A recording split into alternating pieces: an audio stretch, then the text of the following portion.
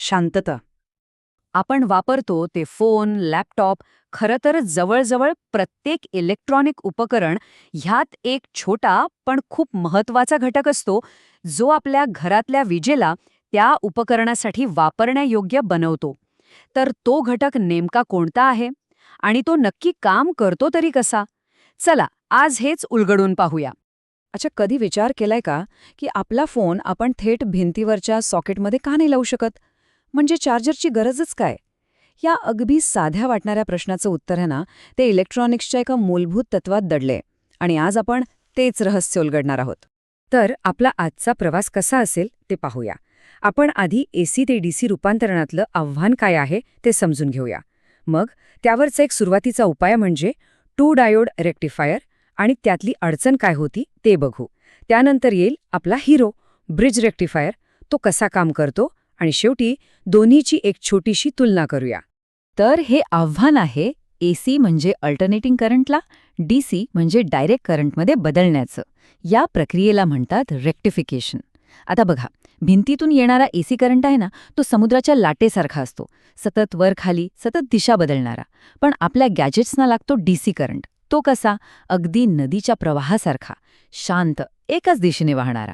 तर या लाटेचं नदीत रूपांतर करण्याची जी काही जादू आहे, तिलाच आपण रेक्टिफिकेशन म्हणतो. ठीक आहे, मग ह्या आव्हानावर मात करण्यासाठी सुरुवातीला काय उपाय शोधला गेला?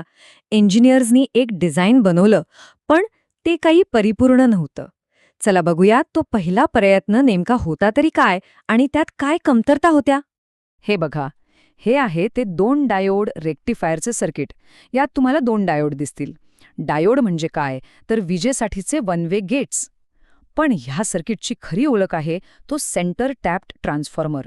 हा काही साधा ट्रान्सफॉर्मर नाही, हा एक खास, मोठा आणि थोडा गुंतागुंतीचा ट्रान्सफॉर्मर आहे. याचं काम काय, तर येणाऱ्या एसी व्होल्टेजला 2 भागांमध्ये विभागून डायोड्सकडे पाठवणं, जेणेकरून एसी वेव्हच्या दोन्ही बाजू म्हणजे पॉझिटिव्ह आणि नेगेटिव्ह दोन्ही वापरता येतील. आणि यामुळे झालं काय, की एसी करंटच्या लाटेचं फक्त वरचा नाही, तर खालचा भाग सुद्धा वापरला जाऊ लागला. म्हणजे बघा, आधी अर्धी ऊर्जा अक्षरशः वाया जात होती. पण या डिझाईनमुळे आपल्याला जास्त कार्यक्षम डीसी आउटपुट मिळायला लागला. हे त्याचं यश होतं. पण या डिझाईनमध्ये एक मोठी अडचण होती. एक असा तोटा ज्यामुळे ते आजच्या लहान आणि आधुनिक उपकरणांसाठी जवळजवळ निरुपयोगी ठरलं. आणि ती अडचण काय होती? तो खास सेंटर टॅप ट्रान्सफॉर्मर. एकतर तो खूप मोठा आणि अवजड होता, वरून तो खूप महागही होता, आणि त्याला बनवणं तर त्याहूनही अवघड. यामुळे व्हायचं काय, की संपूर्ण सर्किट महाग आणि मोठं व्हायचं. आता सांगा, आजच्या कॉम्पॅक्ट इलेक्ट्रॉनिक्सच्या जगात एवढं मोठं आणि महागडं सर्किट कोण वापरणार? हे अजिबात सोयीचं नव्हतं.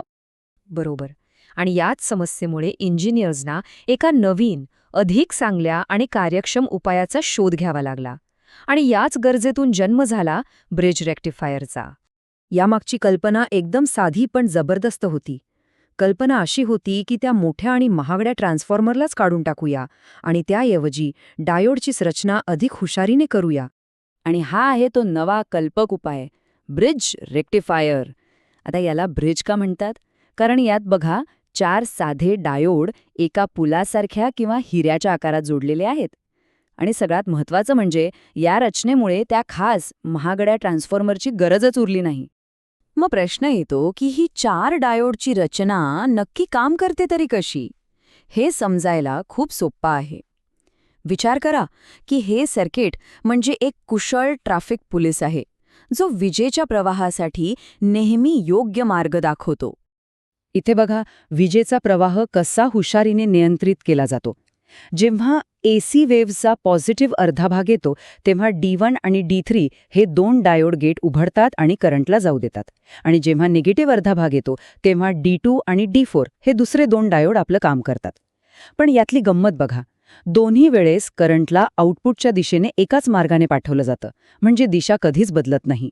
आणि याचा परिणाम काय होतो? आपल्याला मिळतो एक असा डीसी प्रवाह जो वाहतो तर एकाच दिशेने, पण तो पूर्णपणे सपाट किंवा स्थिर नसतो. तो थोडासा आपल्या हृदयाच्या ठोक्यांसारखा स्पंदित किंवा धडधडणारा असतो. म्हणूनच त्याला पल्सेटिंग डीसी असं म्हणतात. आता जरा आकडेवारी बघूया. गणिती भाषेत सांगायचं झालं तर या सर्किटमधून जे सरासरी डीसी व्होल्टेज मिळतं ते इनपुट एसी व्होल्टेजच्या सर्वोच्च पातळीच्या म्हणजे पीक व्होल्टेजच्या साधारणपणे 63.6% असतं.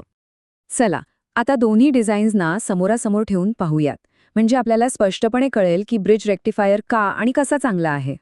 हा तक्ता बघा, सगळं चित्र स्पष्ट होतं.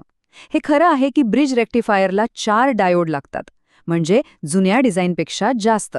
पण तो एका साध्या सामान्य ट्रान्सफॉर्मरवर काम करतो आणि यामुळेच तो खूप लहान, स्वस्त आणि अधिक कार्यक्षम ठरतो. म्हणूनच आज आपण वापरत असलेल्या जवळजवळ प्रत्येक इलेक्ट्रॉनिक उपकरणामध्ये आपल्याला ब्रिज रेक्टिफायरच पाहायला मिळतो. तर थोडक्यात सांगायचं झालं तर ब्रिज रेक्टिफायर म्हणजे काय? तर ही एसी करंटला डीसीमध्ये रूपांतरित करण्याची एक अत्यंत हुशार, स्वस्थ आणि प्रभावी पद्धत आहे, जिने खरं तर आधुनिक इलेक्ट्रॉनिक्सचा चेहरा मोहराच बदलून टाकला.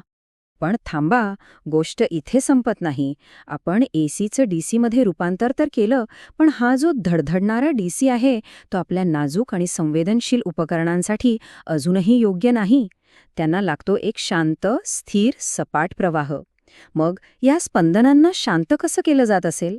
या पॉवर सप्लाय सर्किटमधलं पुढचं आणि तितकंच महत्त्वाचं पाऊल काय असेल बरं?